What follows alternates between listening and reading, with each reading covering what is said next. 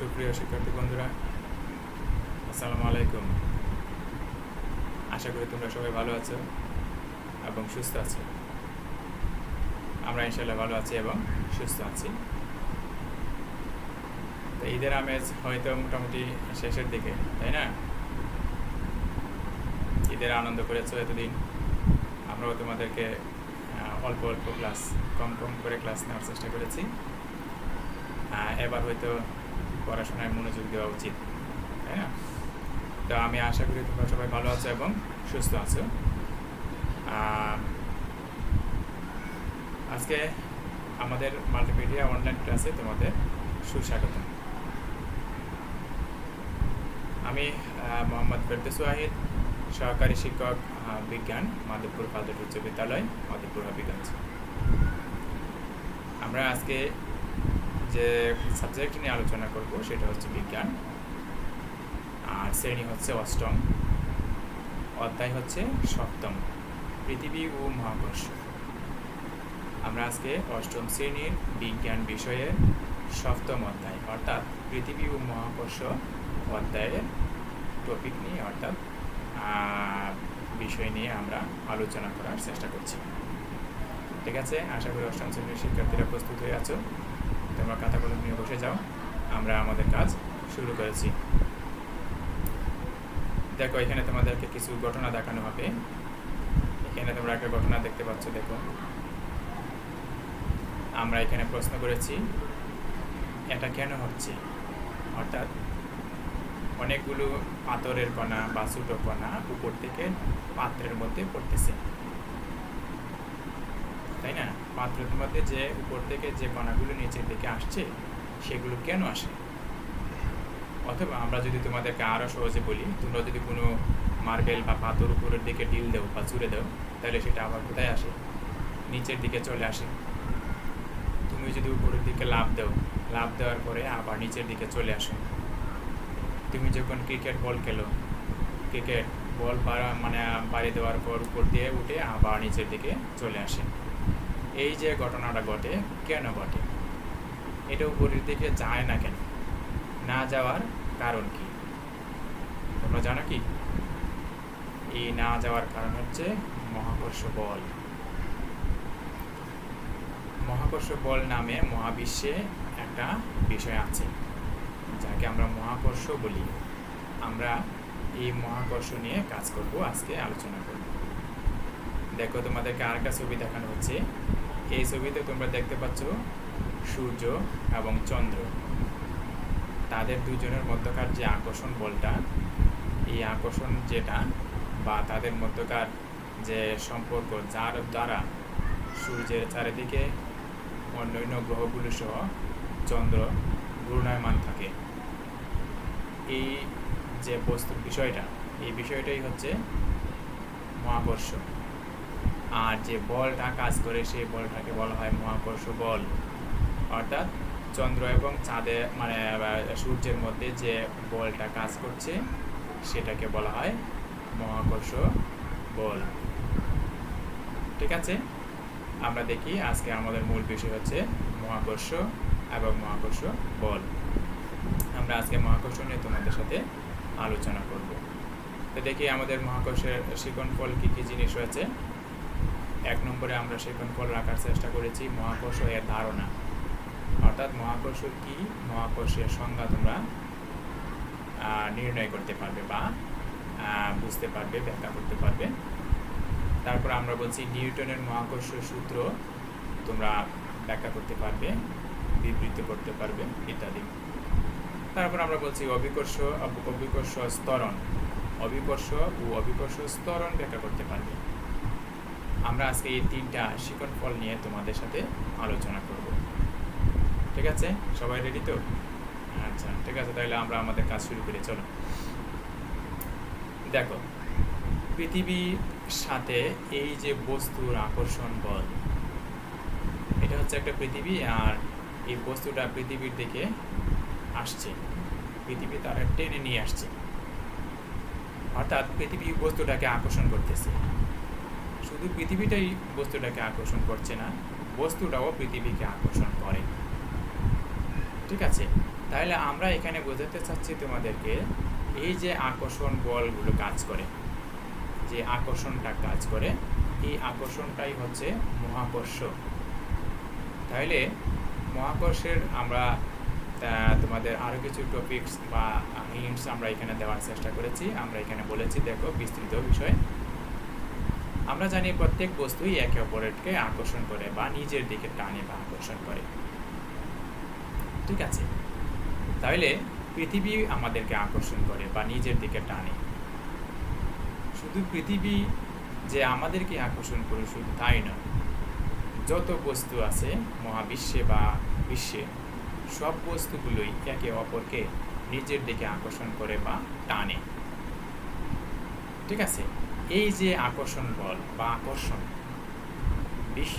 মহাবিশ্বের প্রতিটি বস্তু কণার মধ্যকার যে আকর্ষণ, এটাই হচ্ছে মহাকর্ষ। আর বলটাকে বলা হয় মহাকর্ষ বল। আমরা তোমাদেরকে এখানে একটা কথা বলেছি, এই যে মহাকর্ষ বলটা আবিষ্কার হয়েছে, কে করেছে? তোমরা এখানে দেখতে পাচ্ছ একটা ছবি। এখানে আমরা কাল্পনিক ছবি দেওয়ার চেষ্টা করেছি, বিজ্ঞানী নিউটনের ছবি দেওয়ার চেষ্টা করেছি। বিজ্ঞানী নিউটনই মহাকর্ষ বলটা আবিষ্কার করেছেন। ওনার একটা ইতিহাস আছে, তোমরা জানো। আমরা এখানে এটাও তুলে ধরার একটা চেষ্টা করেছি যে বিজ্ঞানী নিউটন আপেল গাছের নিচে বসেছিলেন, তোমরা জানো। তখন আপেল উপর থেকে নিচের দিকে পড়লো, অর্থাৎ গাছ থেকে আপেল মাটিতে পড়েছে। তখন ওনার মনের একটা চিন্তা জাগলো যে আপেলটা উপরের দিকে যায় না কেন, নিচের দিকে আসলো কেন? এই ধরনের চিন্তাধারা তার মাথায় শুরু হলো। তো তিনি চিন্তাধারা করার পরে বা গবেষণা ভাবার পরে উনি একটা ফলাফলে উপনীত হলেন। উনি দেখলেন যে না, আসলে শুধু পৃথিবী যে আমাদেরকে আকর্ষণ করে শুধু তাই নয়, মহাবিশ্বের সকল বস্তু একে অপরকে নিজের দিকে আকর্ষণ করে, ঠিক আছে? তাহলে আমরা বলছি, এই যে মহাবিশ্বের প্রত্যেকটি বস্তুকণা অথবা মহাবিশ্বের যে কোনো দুটি বস্তুর মধ্যে যে আকর্ষণ বল, এই আকর্ষণ বলটাকেই বলা হয় মহাকর্ষ বল। বিজ্ঞানী নিউটন এই মহাকর্ষ বলের একটা সূত্র আবিষ্কার করেছেন। আমরা আজকে এই সূত্রটা দেখার চেষ্টা করি। আমরা এখানে সূত্রের কিছু শর্ট ব্যাখ্যা দেওয়ার চেষ্টা করেছি। এটা হচ্ছে যে দুটি বস্তু কণার মধ্যে এই আকর্ষণ বলটা শুধু বস্তুদের ভর যেটা তার উপরে এবং তাদের মধ্যকার যে দূরত্ব, এই দুইটা বিষয়ের উপরে নির্ভর করে। অর্থাৎ বস্তুটার ভর কেমন, তারপরে তাদের মধ্যকার দূরত্ব কেমন, এই বিষয়গুলোর উপরে নির্ভর করে।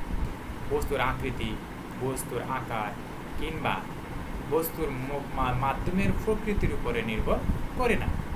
কী কী বিষয়ের উপরে নির্ভর করে আকর্ষণ বলটা? বস্তুর ভরের উপরে নির্ভর করে এবং তাদের মধ্যকার দূরত্বটা কেমন তার উপরে নির্ভর করে। বস্তুর আকৃতি, প্রকৃতি ইত্যাদির উপরে নির্ভর করে না। তাহলে বস্তুর ভর বেশি হলে আকর্ষণ বলও বেশি হবে, দূরত্ব বেশি হলে আকর্ষণ বল কম হবে। তোমাদেরকে যদি আমরা উদাহরণ বলি, তোমরা দুইটা চুম্বক হাতে নিতে পারো। আমরা একটা উদাহরণ বলছি, যদি ওইটা মহাকর্ষ বল না, দুইটা চুম্বক আমরা যদি কাছাকাছি নিয়ে আসি তাহলে আকর্ষণটা বাড়ে, খুব দ্রুত একে অপরের কাছে টানে। কিন্তু যদি দূরত্ব বাড়াই দেয় তাহলে আকর্ষণটা কী হয়? ধীরে ধীরে কমতে থাকে। যত কাছাই নেই তত বাড়ে, যত কাছাই নেই তত বাড়ে, তো যত কাছাই নেই তত বাড়ে। আবার যখন দূরে নেই তখন আকর্ষণটা কমে যায়। মহাকর্ষ বলটাও ঠিক এরকমই। দূরত্ব যখন বেশি বেড়ে যায় তখন আকর্ষণটা কমে, আর যখন দূরত্ব কমে যায় আকর্ষণটা বেড়ে যায়। যদি বস্তুর ভরটা বেশি হয় তাহলে তার আকর্ষণ বলটা বেশি থাকে। বিজ্ঞানী নিউটন যে সূত্রটা আমাদেরকে বলেছেন, এটা আমরা তোমাদেরকে হুবহু তুলে দেওয়ার চেষ্টা করেছি। দেখো, আমরা বলেছি এখানে মহাবিশ্বের প্রত্যেকটি বস্তুকণা একে অপরকে নিজের দিকে আকর্ষণ করে, ঠিক আছে? এবং এই আকর্ষণ বলের মানটা হয় বস্তুদের ভরের গুণফলের সমানুপাতিক। বস্তুদ্বয়ের যে ভরটা তার গুণফলের সমানুপাতিক হয় এবং এদের দূরত্বের বর্গের ব্যস্তানুপাত, অর্থাৎ দুইটা বস্তুর মধ্যকার যে দূরত্বটা থাকে তাকে বর্গ করলে যে মানটা পাওয়া যায় তার ব্যস্তানুপাত হয়। এবং এ বল বস্তুদ্বয়ের সংযোগ সরলরেখা বরাবর কাজ করে, অর্থাৎ যে বরাবর তারা সংযোজিত এই বরাবর কাজ করে বলটা। এটা হচ্ছে নিউটনের মহাকর্ষীয় সূত্র। তিনি এই সূত্রটা দিয়েছেন। এই সূত্রের উপর ভিত্তি করে আমরা প্রতীকী সূত্র উপস্থাপনের জন্য আমরা যা করব সেটা আমরা দেখছি। এখন আগে তোমাদেরকে নিউটনের মহাকর্ষীয় সূত্রটি বিবৃত করার জন্য একটা কাজ রেখেছি আমরা। তাহলে আমরা কি বলছি, মহাবিশ্বের প্রতিটি বস্তুকণা একে অপরকে আকর্ষণ করে, তাই তো?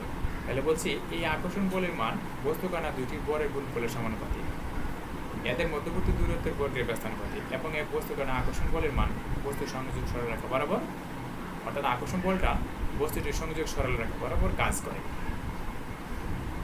আচ্ছা, এখন আমরা দেখি এই যে সূত্রটা, এই সূত্রটার অরিজিনালি বিষয় যদি আমরা ব্যাখ্যা করতে চাই তাহলে আমরা কীভাবে করবো? দেখো, তোমাদেরকে উদাহরণ হিসেবে আমরা বলেছি, মনে করো এটা হচ্ছে M1 হচ্ছে একটা বস্তু এবং M2 হচ্ছে আরেকটা বস্তু।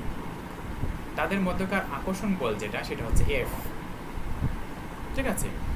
আবার তাদের মধ্যবর্তী যে দূরত্বটা M1 এবং M2 বস্তুদের মধ্যবর্তী দূরত্বটা আমরা নির্ধারিত করেছি এখানে D। তাহলে আমরা যদি এই বস্তু দুইটাকে মনে করি, তাহলে মনে করি যে M1 M2 বলের দুটি বস্তুকণা, তাদের মধ্যবর্তী দূরত্ব D অবস্থিত এবং তাদের মধ্যকার আকর্ষণ বল F। তাহলে মহাকর্ষ সূত্র মতে বিজ্ঞানী নিউটন যা বলেছেন সে অনুযায়ী সূত্রটা হবে F সমান G into M1 M2 by D square. M1 M2 হচ্ছে বস্তুদ্বয়ের ভর, অর্থাৎ প্রথম বস্তুর ভর M1, দ্বিতীয় বস্তুর ভর M2। তারপরে তাদের মধ্যবর্তী দূরত্ব হচ্ছে D।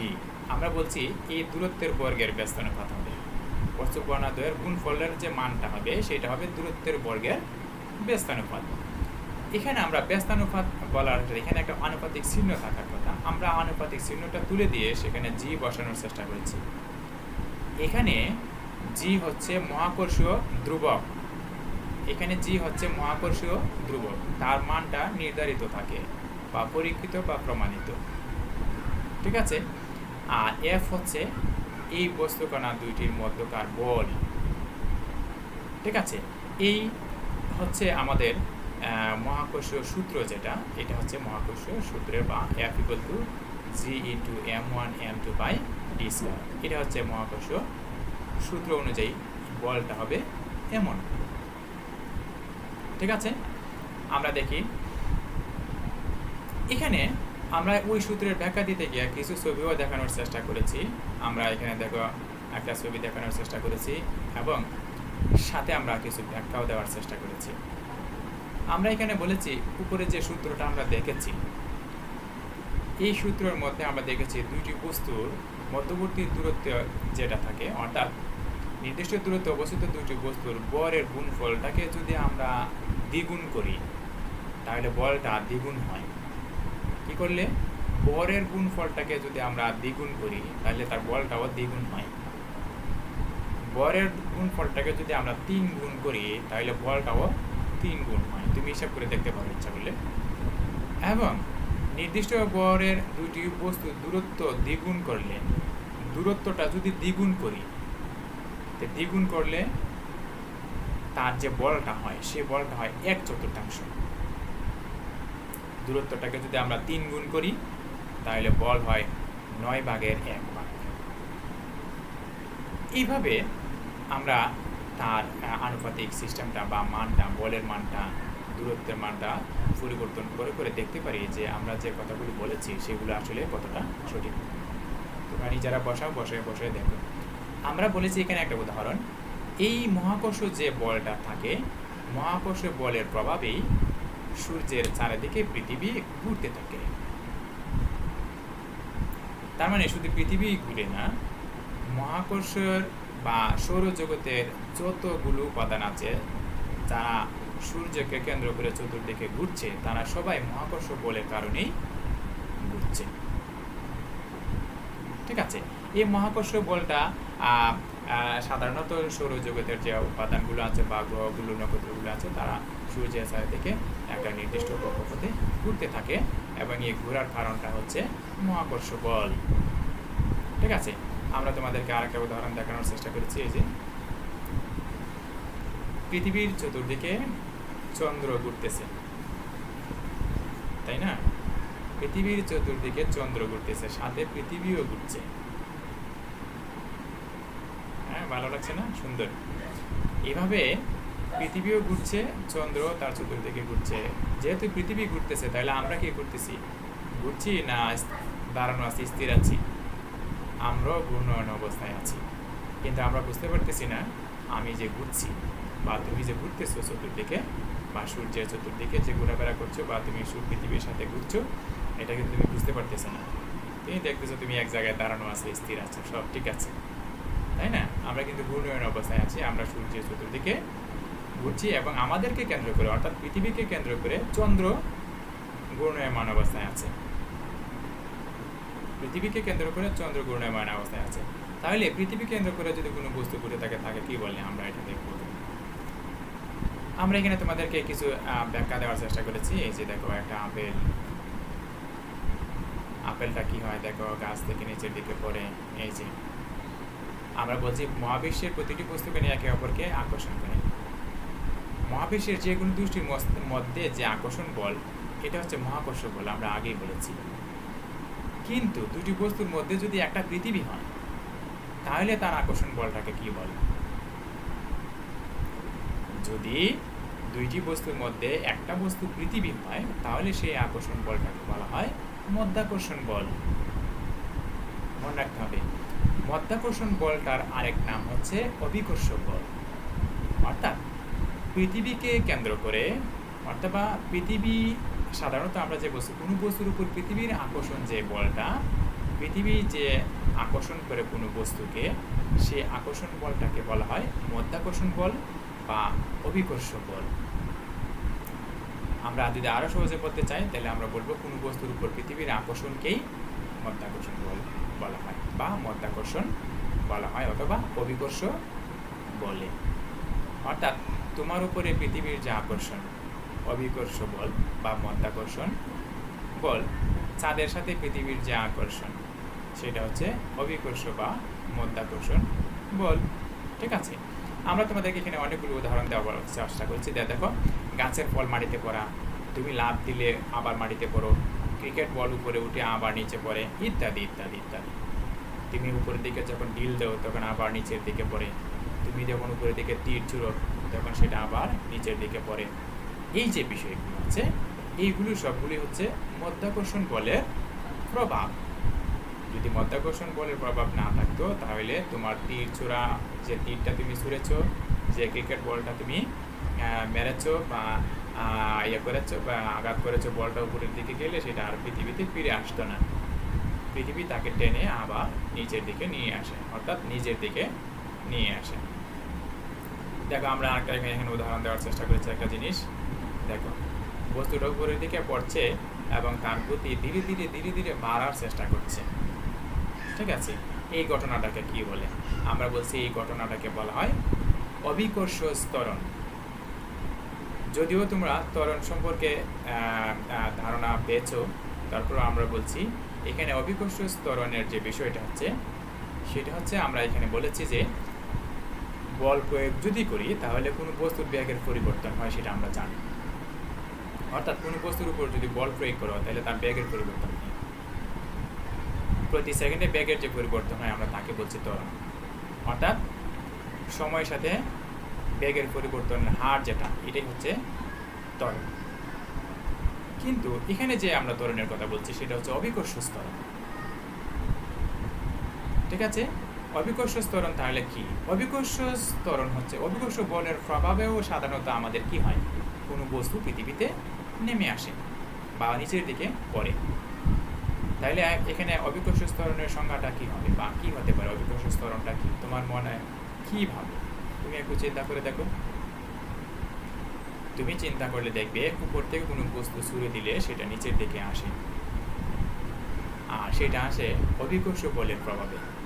বস্তুটি উপর থেকে ছুঁড়ে দিলে নিচের দিকে, সে ধীরে ধীরে যত নিচে আসে, তত নিচের দিকে যাওয়ার সময় তার ব্যাগটা পর্যায়ক্রমিকভাবে বাড়তে থাকে, বৃদ্ধি পাইতে থাকে। যত নিচের দিকে আসে তত ব্যাগ বাড়ে, যত নিচের দিকে আসে তত ব্যাগ বাড়তে থাকে। ঠিক আছে, তাহলে আমরা কি বলতে পারি? এখন আমরা বলে দিই, অভিকর্ষ বলের প্রভাবে যে ত্বরণ হয় তাকে অভিকর্ষ ত্বরণ বলা হয়। অভিকর্ষ বল নিচের দিকে বস্তুটাকে টেনে নিয়ে আসতেছে, তাহলে অভিকর্ষের প্রভাবে যে ত্বরণ রয়েছে, ব্যাগটা যে বাড়তেছে বা বৃদ্ধি পাচ্ছে পর্যায়ক্রমিকভাবে, এটাকে বলা হয় অভিকর্ষ ত্বরণ। এই অভিকর্ষ ত্বরণটা যেহেতু অভিকর্ষ বলের প্রভাবে হচ্ছে বা মাধ্যাকর্ষণ বলের প্রভাবে হচ্ছে, সেই জন্য তাকে মাধ্যাকর্ষণ ত্বরণও বলা হয়। আমরা এখানে অরিজিনালি সংজ্ঞাটা তোমাদেরকে দেওয়ার চেষ্টা করেছি, বা মূলত যে সংজ্ঞাটা বিজ্ঞানিকভাবে বা বৈজ্ঞানিকভাবে দেওয়া হয়েছে সেটাতে আমাদেরকে দেওয়ার চেষ্টা করেছি। যেমন দেখো, অভিকর্ষ বলের প্রভাবে ভূপৃষ্ঠে মুক্তভাবে পড়ন্ত বস্তুর বেগ বৃদ্ধির হারকে, অভিকর্ষ বলের প্রভাবে ভূপৃষ্ঠে মুক্তভাবে পড়ন্ত কোনো বস্তুর বেগ বৃদ্ধির হারকে অভিকর্ষ ত্বরণ বলা হয়। অর্থাৎ বস্তুর উপর থেকে নিচের দিকে পড়বে, কিন্তু তার নির্দিষ্ট সময়ে একটা বেগটার পরিবর্তন হয়, বেগটা ধীরে ধীরে বাড়তে থাকে।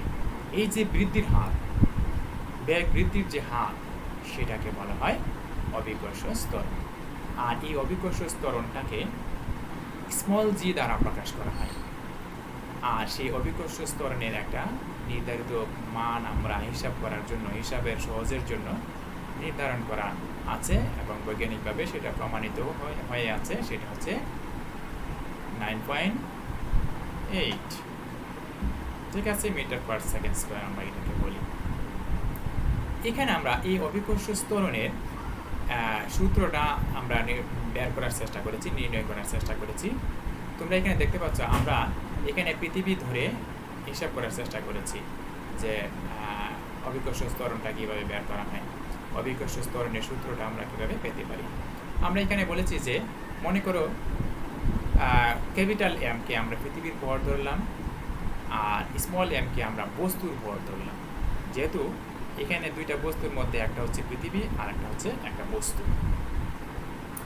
ডি হচ্ছে পৃথিবী ও বস্তুর মধ্যবর্তী দূরত্ব। তাহলে নিউটনের মহাকর্ষ সূত্র অনুযায়ী আমরা কি পাবো?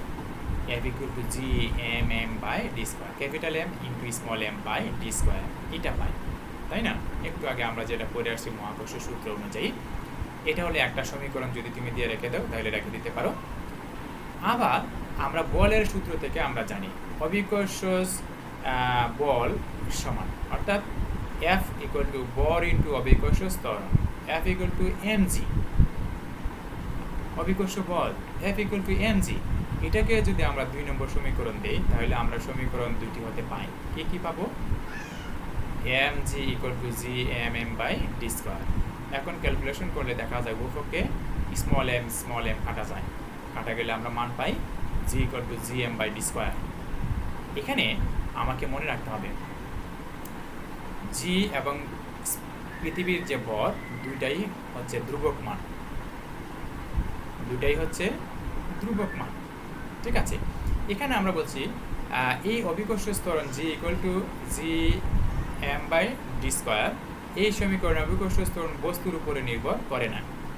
এখানে বলছি অভিকর্ষ ত্বরণ, অর্থাৎ সমীকরণে m মানে কি? বস্তুর ভর, বস্তুর ভরটা বস্তুর ভরের উপরে নির্ভর করে না, ভরের উপরে নির্ভর করে না, এই কথাটা আমাদের মনে রাখতে হবে। তাহলে আমরা g এর সমীকরণটা পেলাম g equal to Gm/d square, ঠিক আছে। আচ্ছা, এখন আমরা এই অভিকর্ষ ত্বরণের যে সূত্রটা আমরা বের করলাম, এই সূত্রের উপরে ভিত্তি করে আমরা অভিকর্ষ ত্বরণের একটা ব্যাখ্যা দিতে পারি বা দিতে হবে, দেওয়া প্রয়োজন, বা অভিকর্ষ ত্বরণ সম্পর্কে আমাদেরকে আরো একটু ডিটেলস জানা প্রয়োজন। আমরা জানি সাধারণত পৃথিবীর গঠন সম্পর্কে, তুমি জানো আমাদের পৃথিবীটা একদম কি বলবো আমরা, ফুটবলের মতো গোল না, কিছুটা অংশ ছাপা, একদিক দিয়ে একটু ছাপা আছে, ঠিক আছে। এই জন্য কেউ কেউ পৃথিবীকে বলে আপেলের মতো, কেউ বলে কমলার মতো, কেউ বলে ডাম্বেলের মতো, কেউ বলে ডিমের মতো, এরকম অনেকে বলে থাকে। তবে আমরা পৃথিবীর যে বিষয়টা বলছি, পৃথিবীর এক অংশ দুই দিকে একটু চাপা থাকে আর এক অংশ একটু লম্বা থাকে, এটা অনেকটা ডিম্বাকৃতির মতো মনে হয়। তাহলে আমরা এখানে তোমাকে বলছি যে পৃথিবীর যদি এই আকৃতির হয়ে থাকে, তাহলে তার ব্যাসার্ধ কি না? চতুর্দিক দিয়ে সমান না। আমরা যেহেতু দেখছি বৃত্তের ব্যাসার্ধ সমান, চতুর্দিকে কেন্দ্র থেকে সব দিকে দূরত্ব সমান, কিন্তু পৃথিবীর আকৃতি ডিম্বাকৃতির যদি হয়, তাহলে তার সব দিকের কেন্দ্র থেকে সব দিকের দূরত্ব সমান না, ঠিক আছে। এখানে পৃথিবীর ব্যাসার্ধ কম বেশি আছে। আমরা তোমাদেরকে এখানে বলেছি মেরু অঞ্চলে পৃথিবীর ব্যাসার্ধ সবচেয়ে কম মেরু অঞ্চলের দিকে, অর্থাৎ মেরু অঞ্চলের দিকে পৃথিবীটা একটু চাপা থাকে। তো চাপা থাকার কারণে এই দিকে তার ব্যাসার্ধটা কম থাকে। আর আমরা বলছি যে দিক দিয়ে ব্যাসার্ধটা একটু কম থাকে সেই দিকে অভিকর্ষ ত্বরণের মান বেশি হয়। ঠিক আছে, সেই জন্য অভিকর্ষ ত্বরণের মান মেরু অঞ্চলে 9.83 মিটার পার সেকেন্ড স্কোয়ার। এই যে আমরা যদি এটাকে বলি, যেমন এটাকে যদি আমরা বলি এই অংশটা মেরু অঞ্চল আর এটা হচ্ছে বিষুবীয় অঞ্চল, তাহলে এই অঞ্চলের দিক দিয়ে অবশ্যই ব্যাসার্ধটা কম, এই অঞ্চলের দিক দিয়ে ব্যাসার্ধটা কম, কিন্তু এই অঞ্চলের দিকে ব্যাসার্ধটা বেশি হবে। তাইলে এটা বিষুবীয় অঞ্চল, মেরু অঞ্চল। মেরু অঞ্চলে জি এর মান বেশি কিন্তু ব্যাসার্ধ কম। তাহলে আমরা জানি যে দিক দিয়ে ব্যাসার্ধ বেশি হয় সেই দিক দিয়ে অভিকর্ষ ত্বরণ কম হয়, যেখানে যে ব্যাসার্ধ কম হয় সেখানে অভিকর্ষ ত্বরণ বেশি হয়। এটাই আমরা বলছি এখানে। এখানে আমরা তিনটা মানের কথা উল্লেখ করেছি যে মেরু অঞ্চলে বিষুবীয় অঞ্চলে ব্যাসার্ধ ক্রমশ বাড়তে থাকে। বিষুবীয় অঞ্চলে আর এর মান সবচেয়ে বেশি, মানে ব্যাসার্ধ সবচেয়ে বেশি, সেখানে জি এর মান সবচেয়ে কম। তাহলে বিষুবীয় অঞ্চলে জি এর মান হচ্ছে 9.78 মিটার পার সেকেন্ড স্কোয়ার। আমরা এর হিসাবের সুবিধার জন্য আমরা একটা মধ্যবর্তী মান ধরে নেওয়ার চেষ্টা করেছি, সেটা হচ্ছে 9.8 মিটার পার সেকেন্ড স্কোয়ার। এই 9.8 মিটার পার সেকেন্ড স্কোয়ারকে জি এর আদর্শ মান হিসেবে ধরে নেওয়া হয়। ঠিক আছে, এটা হচ্ছে আমাদের মূল বিষয়টা অভিকর্ষ ত্বরণ সম্পর্কে। তবে আমরা তোমাদেরকে আবারও আরেকটা প্রশ্ন এখানে তোমাদের রাখতে পারি যে অভিকর্ষ ত্বরণের মান বস্তু নিরপেক্ষ হলেও স্থান নিরপেক্ষ নয়। এই কথাটা তোমরা পরীক্ষামূলকভাবে প্রমাণ করতে পারো, অর্থাৎ গাণিতিক বিশ্লেষণ দিতে পারো। এখানে তোমাদেরকে আরেকটা প্রশ্ন আমরা করার চেষ্টা করেছি, উপর থেকে ছুঁড়ে দেওয়া পাথর ও কাগজের টুকরা মাটিতে একসাথে পড়বে কিনা। তোমাদের কি ধারণা? একসাথেই পড়বে, তাই? হ্যাঁ, একসাথে পড়বে না। তোমাদের ধারণা, তোমরা দেখতেছো একসাথে পড়বে না। একটা পালক আর একটা মাটির টুকরা, একটা মার্বেল বা একটা কাগজের টুকরা, যদি দুইটাকে আমরা একসাথে উপর থেকে ছেড়ে দিই, কোনটা আগে পড়বে? নিশ্চয়ই তোমরা বলবে মার্বেল আগে পড়বে, কাগজের টুকরাটা পরে পড়বে। কেন? কেন? আমরা জানি বায়ুশূন্য স্থানে মার্বেল এবং কাগজের টুকরা উপর থেকে ঠিক একই সময়ে মাটিতে পড়বে। এখন তোমরা ব্যাখ্যা দিবে কেন দুইটার মধ্যে মার্বেলটা, তুমি যদি তোমার বিল্ডিংয়ের উপর থেকে ছুঁড়ে দেও মার্বেল আর কাগজের টুকরা, তাহলে মার্বেল আগে পড়বে, কাগজের টুকরাটা পরে পড়বে। কেন? এটা তোমাদের কাজ রইল।